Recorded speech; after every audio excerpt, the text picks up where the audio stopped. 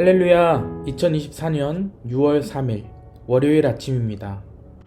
계속되는 통독의 말씀 욥기 36장에서 39장의 말씀 중 오늘은 38장과 39장의 말씀으로 함께 묵상합니다. 살면서 일이 풀리지 않거나 어려움에 처할 때 하나님께서 나를 버리셨나? 아니면 정말 하나님이 계신가? 라는 생각을 해보신 적이 있으십니까? 하나님이 계시다면 하나님의 자녀들이 왜 이런 어려움을 겪는데 가만히 두시는 것인가? 이런 어려움이 있을 때마다 하나님께 한번 물어보고 싶은 마음이 들기도 합니다. 하지만 하나님은 우리에게 나타나지 않으시죠. 보이지 않으십니다. 그때 우리는 보이지 않는 하나님이 야속하기만 합니다. 욥도 마찬가지였습니다. 욥기 9장 3절의 말씀을 보면 욥은 사람이 하나님께 변론하기를 좋아할지라도 천마디에 한마디도 대답하지 못하리라 라고 말하죠. 욥은 그 사실을 알고 있었지만 그래도 그는 틈만 나면 하나님께 변론하기를 원했고 하나님을 찾으려고 노력했습니다. 하지만 욥은 하나님을 찾지 못했죠. 그래서 욥기 23장 8절에서 9절 말씀에 욥은 이렇게 말을 합니다. 내가 앞으로 가도 그가 아니 계시고 뒤로 가도 보이지 아니하며 그가 왼쪽에서 일하시나 내가 만날 수 없고 그가 오른쪽으로 돌이키시나 배울 수 없구나. 도무지 하나님을 만날 수가 없다는 것입니다. 하나님을 만나면 변론을 통해서 자신의 의로움을 회복할 수 있으리라 믿고 있었는데 하나님을 찾을 수가 없다라는 것이죠. 욥은 하나님께서 침묵으로 일관하시면서 자신을 버리셨다고 생각했습니다. 분명히 하나님께서는 자신에게 일어나는 모든 일을 알고 계시지만 숨어서 나타나지 않는다고 생각한 것입니다. 그러나 오늘 본문 38장 1절은 이렇게 얘기합니다. 그때에 여호와께서 폭풍우 가운데에서 욥에게 말씀하여 이르시되 하나님께서 나타나신 것입니다. 숨어 계신 줄만 알았던 하나님께서 드디어 욥에게 말씀하십니다. 3절을 보면 내가 너에게 묻는 것을 대답할지니라 라고 말씀하시죠. 그리고 물으시기 시작하십니다. 첫 번째 질문은 하나님께서 땅에 기초를 놓으셨는데 그때 네가 어디에 있었냐? 라는 질문입니다. 고대 이스라엘 사람들은 지구가 일정한 터전 위에 서 있는 것으로 생각했습니다. 그래서 그들의 우주관에 기초한 질문을 하고 계신 것입니다. 하나님께서 정확하고 굳건한 기초 위에 땅을 세우셨는데 그것을 세우는 것을 봤냐? 라는 것입니다. 두 번째 질문은 바다가 그 모태에서 터져 나올 때 문으로 그것을 가둔 자가 누구냐? 라고 물어보십니다. 하나님께서 땅을 만드시고 바다를 창조하셨음을 알리고 계신 것입니다. 하나님께서 온 세상의 창조주라는 것을 가르쳐 주시는 것이죠. 세 번째 질문은 네가 한 번이라도 아침에게 명령하여 동을 트게 한 적이 있느냐라는 질문입니다. 태양을 움직일 힘과 능력이 있냐라는 질문인 것이죠. 그리고 네 번째 질문은 바다의 샘에 들어가 본 적이 있느냐, 또한 깊은 바다 계곡을 걸어 다녀 본 적이 있으며 지구의 구석구석을 다 알고 있냐라고 물어보십니다. 마지막 다섯 번째 질문은 빛이 어디서 오고 어둠이 어디로 가는지 아느냐, 눈 창고에 들어가 보았느냐, 우박 창고에도 가보았느냐, 번개가 흩어지는 곳이나 동풍이 땅에서 흩어지는 곳을 알고 있느냐, 누가 폭우의 길들을 내었느냐, 천둥의 길을 누가 마련했는지 너는 아느냐, 사람의 흔적이 없는 곳, 아무도 없는 사막에 비를 내리고 더없이 메마른 땅에 물을 대고 그곳에 싹을 돋게 하는 이가 누구냐, 얼음과 하늘의 서리는 어디에서 왔느냐, 별무리를 계절에 따라 이끌 수 있느냐, 구름과 물과 번개를 다스릴 수 있느냐, 계속해서 질문하십니다. 그리고 매 질문의 끝에 이렇게 말씀하십니다. 그 일을 한 것이 바로 나다. 하나님께서는 땅에 일어나는 모든 일들과 지금도 일어나고 있는 모든 일들을 누가 했는지 아느냐? 너는 그것을 보았으며 알고 있느냐? 라고 욥에게 물어보시는 것입니다. 이것은 하나님의 창조와 섭리를 통해 천지 만물이 만들어졌고 지금도 움직여가고 있음을 욥에게 알리고 계신 것입니다.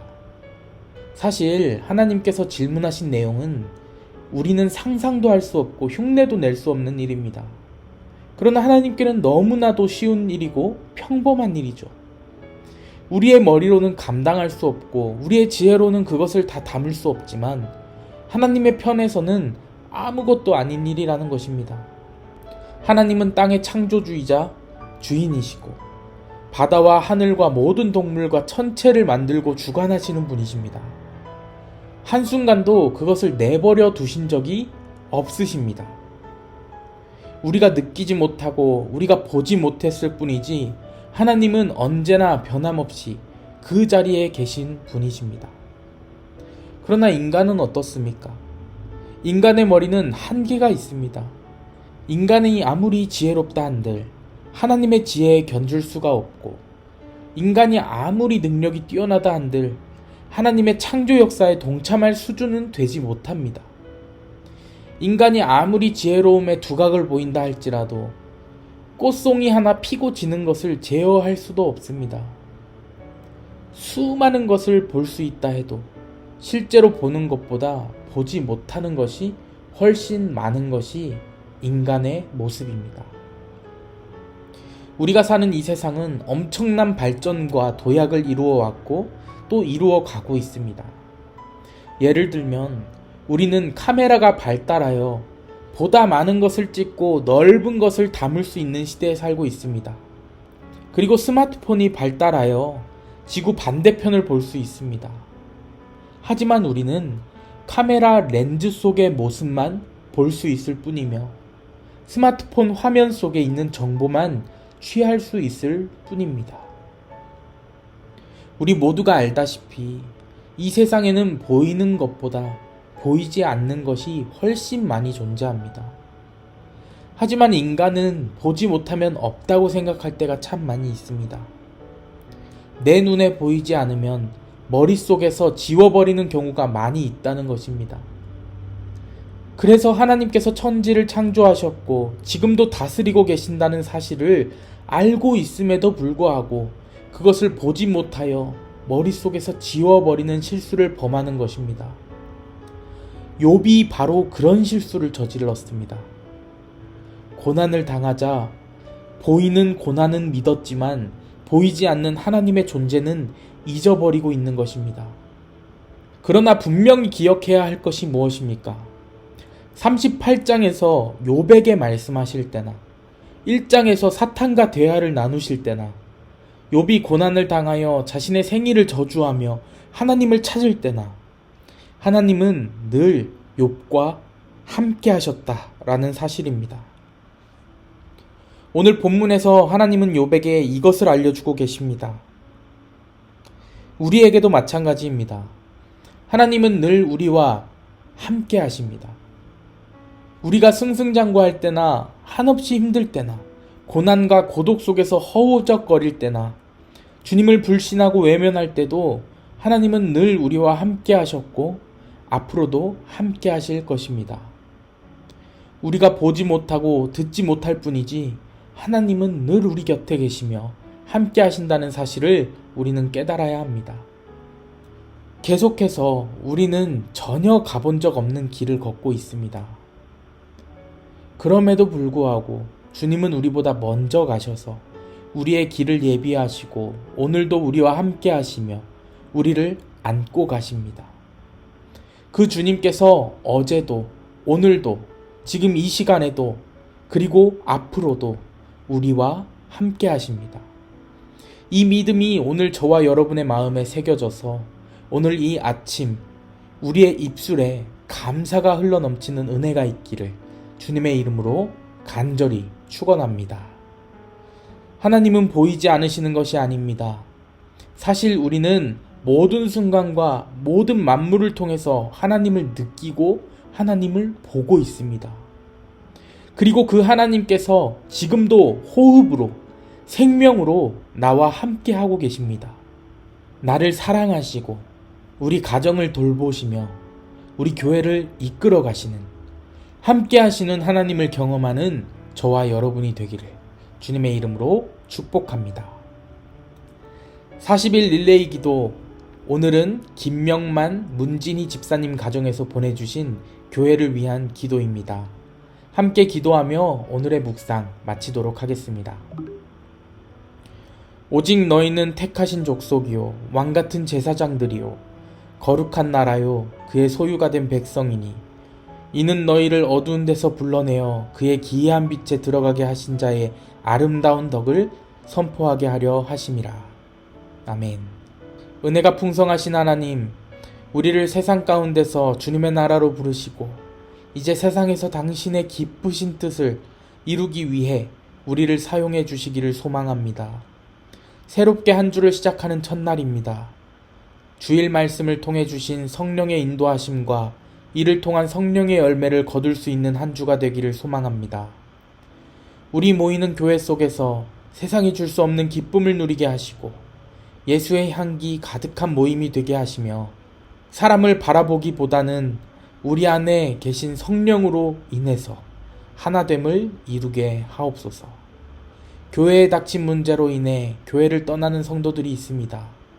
이 문제를 통해 세상의 기준이 아닌 하나님의 말씀에 따라 신앙이 더욱 견고히 서갈 수 있는 계기가 되기를 소망합니다. 우리를 향하신 주님의 뜻을 이해할 수 있는 지혜를 허락하시어 이 역경을 헤쳐갈 수 있는 담대함과 오직 사랑 이외에 어떤 빛도 지지 말라시던 말씀으로 우리 가운데 사랑으로 하나됨을 이루게 하소서. 목회자와 교회 리더들이 이 문제를 하나님의 사랑 안에 잘 헤쳐나갈 수 있도록 성령의 인도하심이 있기를 소망합니다. 이곳 미네소타에 세우신 하나님의 뜻이 교회를 통해 이루어지는 역사가 있기를 소망합니다. 영혼을 구원하고 세상의 아픔을 치유하며 하나님의 복음을 전하는 일에 전념하는 교회가 되기를 소망합니다. 올 한 해 주님 안에서 계획하고 있는 여러 사역들을 통해 주님의 나라가 확장되는 역사가 있기를 소망합니다. 우리에게 주신 믿음의 기록들이 다음 세대로 이어지는 역사가 있을 수 있도록 각 가정마다 성령님의 도우심이 있기를 소망합니다.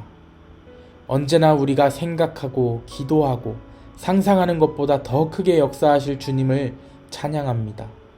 우리에게 복의 복을 더하시며 우리의 지경을 넓히시며 우리에게 감당할 능력을 더하시며 우리가 환난 가운데 고난 가운데 기도할 때 응답하시는 하나님을 볼 수 있는 한 주가 되기를 소망하며 우리 주 예수 그리스도의 이름으로 기도드립니다.